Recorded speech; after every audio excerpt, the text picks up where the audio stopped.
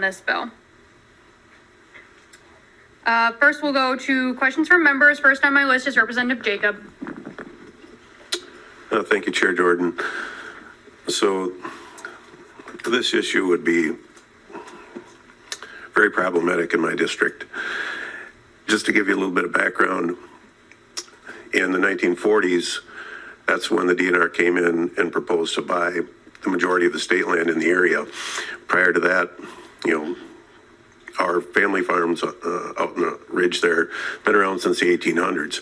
So part of the way that the DNR was able to get farmers to agree to sell the land was that there would be this cooperative farming agreement that would go forward because of the wildlife especially. So and my Uncle Arnold, 90 years old, still alive, he was 20 years old when the DNR came in and bought these area lands. Jacobs decided not to sell to the DNR, but our farm is 90% surrounded by the DNR, as many of my neighbors are. And there's been times I've counted more than 70 deer roaming across my field, eating my crops. So for the DNR to not even make an attempt to try to feed those deer, I mean, that's going to be met with the farmers in the area are just not going to accept that. And the DNR and the farmers in the area traditionally try to be good neighbors. We try to get along with each other. We understand that it's not a straight border. These are intermittent. My land is in the DNR's. The DNR's land is out in the farming areas. It's not just like a border. These are intermixed, intermingled areas.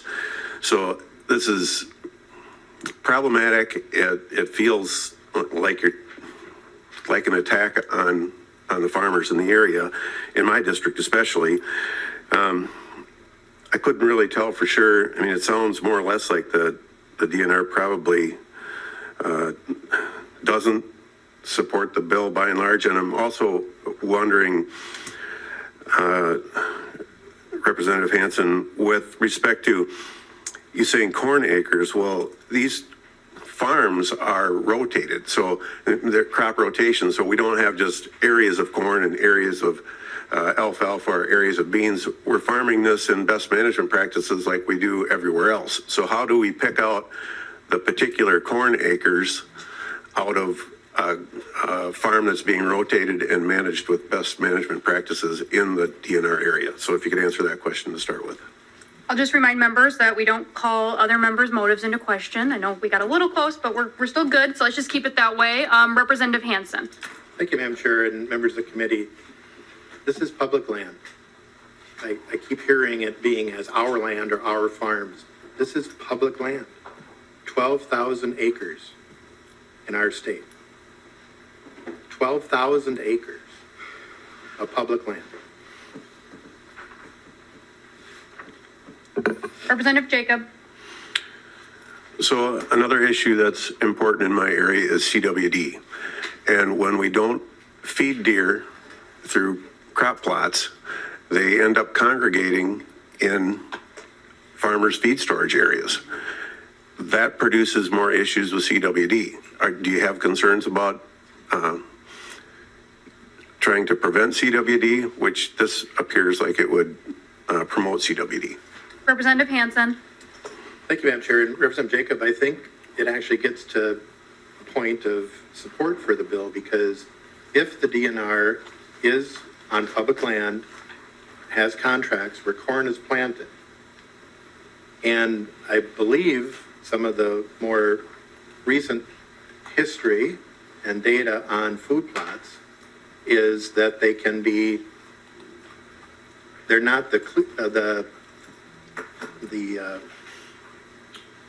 not considered what they once were in terms of habitat for wildlife. And that if you are planting the corn on the public land, that may actually draw in wildlife, thus back to the issue on CWD. So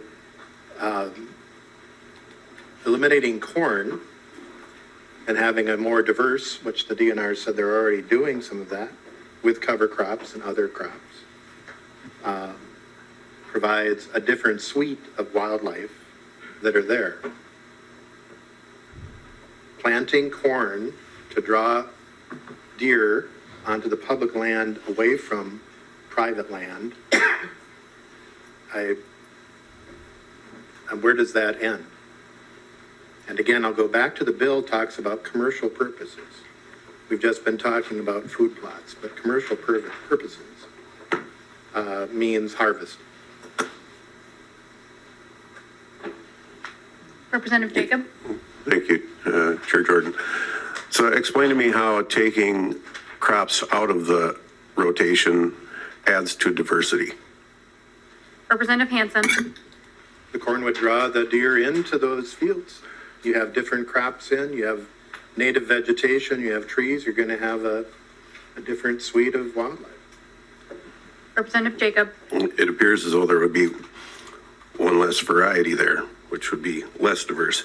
And my last question for you is, can you provide any evidence, because I've seen maps of the northern hemisphere during the corn growing season and how much oxygen and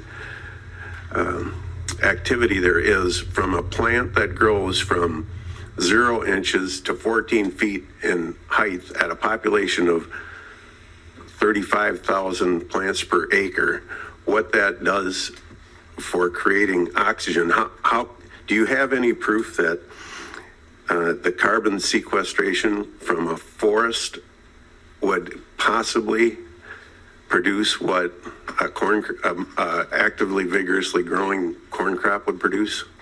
Representative Hansen? Thank you, Madam Chair, and Representative Jacob. I can't cite you specific things off the top of my head, but there is evidence of trees and permanent vegetation with long roots that are over several years storing concentrations of carbon, sequestering carbon, better than annual crops. Because the annual crop, you are using that carbon that has been brought into the plant. So that it's not being retained because you've taken it off. And now there's more taking it off with both the corn grain and often the corn plant. So we can find you, I can look for it and follow up with you later on some of that data, but it's there on trees and permanent or roughly permanent long-term native plants. Sequester carbon better than annual plants. Representative Gilman? I'm good, thanks. Representative Heinzman?